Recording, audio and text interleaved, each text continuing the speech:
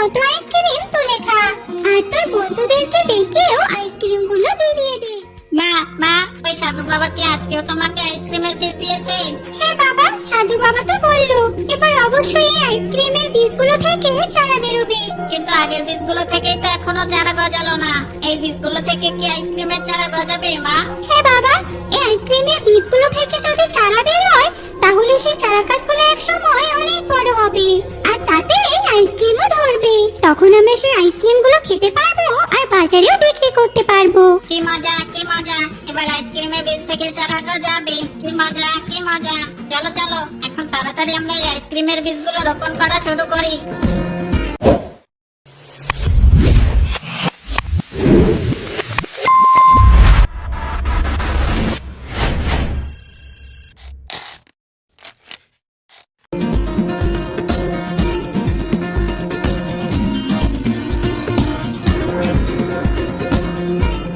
বীজগুলো তো রোপণ করা হলো, সাধু বাবা তো বলেছিল কালকে এই বীজগুলো থেকে চারা বেরোবে।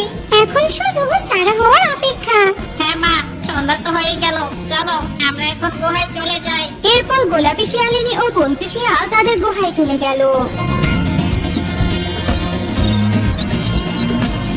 পরদিন সকাল হতে গোলাপি শিয়ালিনী ও বন্টু শিয়াল তাদের আইসক্রিমের জমিতে চলে আসলো, আর তারা এসে দেখলো আজও সেই আইসক্রিমের বীজগুলো থেকে কোনো চারা বেরোয়নি। মা, আজকেও তো এই আইসক্রিমের বীজ থেকে কোনো চারা বের হয়নি। তবে কি ওই বৃক্ষদেব আমাদের সাথে তামাশা করছে? আমরা গরিব বলে ওই বৃক্ষদেব আমাদের সাথে খেলা করছে, তাই না মা? তাই তো দেখতে পাচ্ছি, আসলে গরিবদের কেউ ভালো চায় না।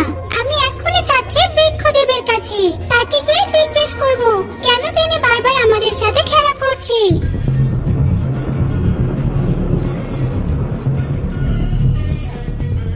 বৃক্ষদেব, আপনি কেন বারবার আমাদের সাথে খেলা করছেন? আমরা গরিব বলে কি আমাদের মান সম্মান নেই? আমি কি কখনো আপনার কাছে আইসক্রিমের বীজ চেয়েছিলাম?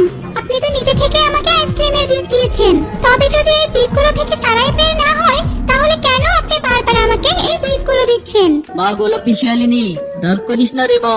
আমিও বুঝতে পারছি না কেন এমন হচ্ছে। আমার জাদু শক্তি তো কখনো এমন করেনি।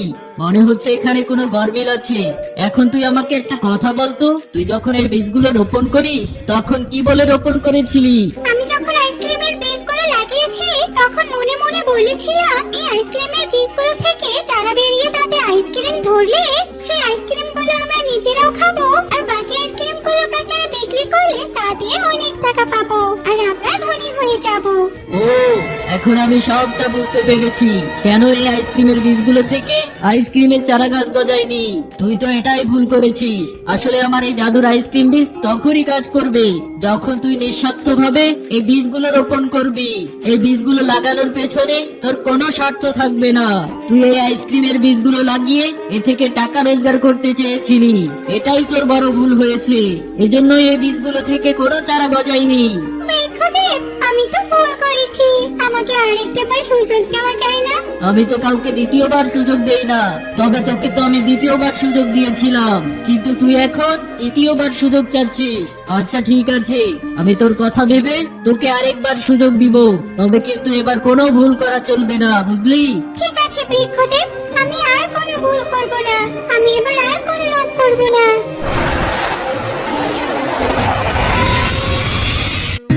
এই নে জাদুর আইসক্রিম বীজ, এই বীজগুলো এখন তুই নিয়ে যা, আর নিয়ে গিয়ে তোর জমিতে এই বীজগুলো রোপণ কর।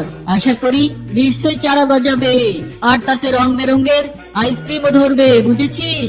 এরপর গোলাপি শিয়ালিনী সেই আইসক্রিমের বীজগুলো নিয়ে সেখান থেকে চলে গেল।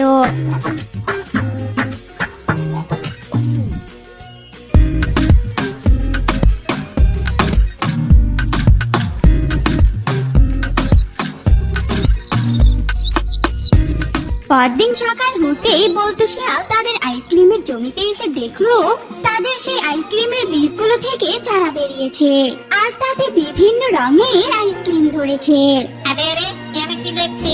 আমাদের আইসক্রিমের বীজগুলো থেকে তো দেখছি চারা গজিয়েছে, আর তাতে রং বেরঙের নানা রকম আইসক্রিম ধরেছে। তাড়াতাড়ি মাকে আমি ডেকে আনি। এই বলে বল্টু তার মা গোলাপি শিয়ালিনীকে ডাকতে গেল। মা মা, কোথায় তুমি? জলদি এসো। কি হয়েছে বাবা, এত ডাকছিস কেন?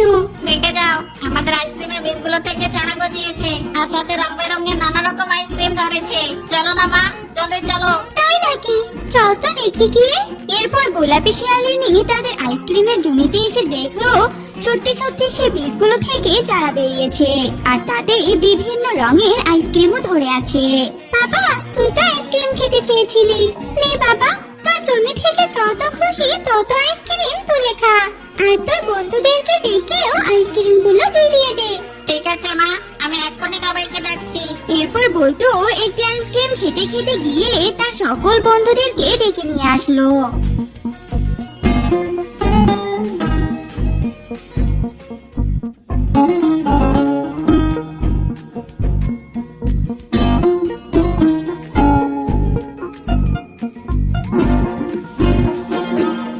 বল্টুদের কাছে আইসক্রিম ধরেছে শুনে ডাইনার ছেলে পাপ্পিও সেখানে চলে আসে। আরে আরে, সত্যি সত্যি তো দেখতে পাচ্ছি বল্টুদের আইসক্রিমের গাছগুলোতে নানান রকম রং বেরঙের আইসক্রিম ধরেছে। আগে তো আমি বল্টুর সাথে ওকে কত কথা শোনাতাম, এখন তো ওদের আইসক্রিমের জমি হলো। ও তো এখন যখন তখন আমাকে দেখি আইসক্রিম খাবে। না, মাকে বলে যে করেই হোক এই জমিটা আমাদের দখল করতেই হবে, তা না হলে যে আমার শান্তি নেই। তখন প্রতিদিন আমি এই আইসক্রিম গাছগুলো থেকে আইসক্রিম তুলে খেতে পারবো। যাই, তাড়াতাড়ি গিয়ে মাকে বলি। এই বলে বাপ্পি চলে গেল তার বাঘিনী মায়ের কাছে। মা, শুনেছো? জঙ্গলে তো একটা অদ্ভুত ঘটনা ঘটে গেছে।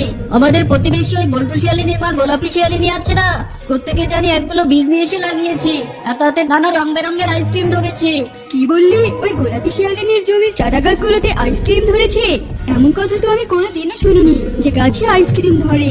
তবে যদি তোর কথা সত্যি হয় তাহলে তো ওই আইসক্রিমের জমিটা আমার দখল করতেই হবে।